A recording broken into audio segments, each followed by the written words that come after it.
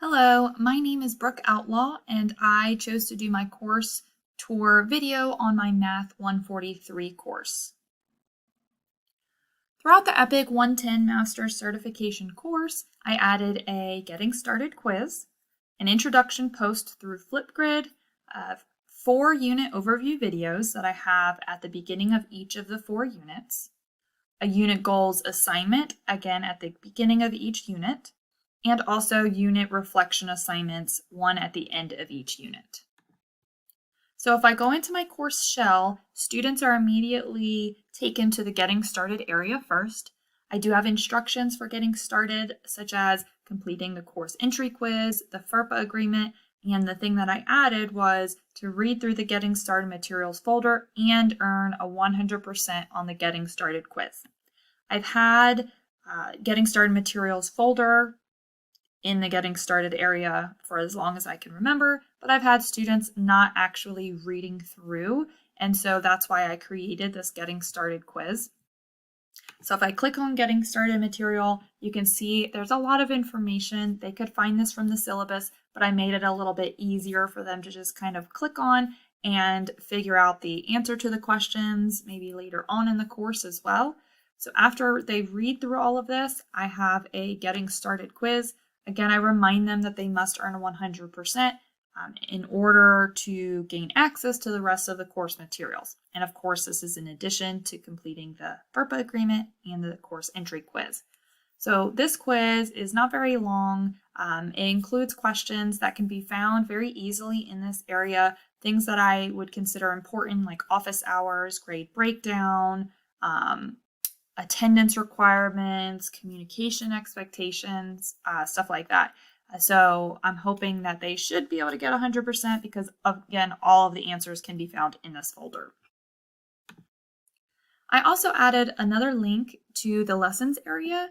I know they can easily click here, but I'm hoping that if they see it down here, that they are more likely to remember that they need to go to lessons following that 100% on the Getting Started materials quiz. Again, another reminder here, hey, if you don't see the lessons, this could be why, reminding them that if they don't see it, then they're missing one of these things. So within the week 1 folder is where I added a few things. So all of my weeks are set up very similarly. We have the welcome to the week with a general schedule of instruction, and then a Word document that is like a checklist for them to check off all of the tasks I suggest completing throughout the week. And I also have the attendance requirements here as well.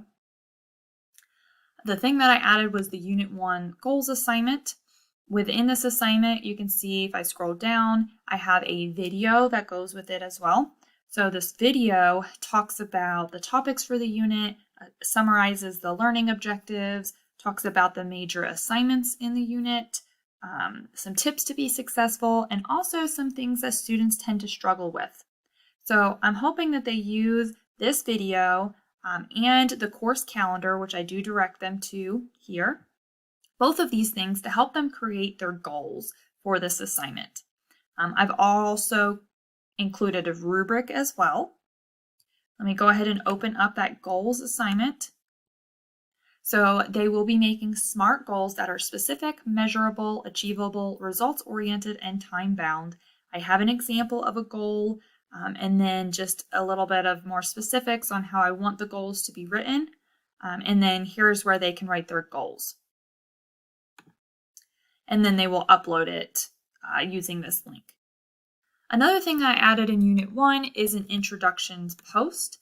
I have a few questions here, and I typically have an introductions post, but it's more of like a discussion forum. Here I am encouraging them to use a Flipgrid video to answer these questions here.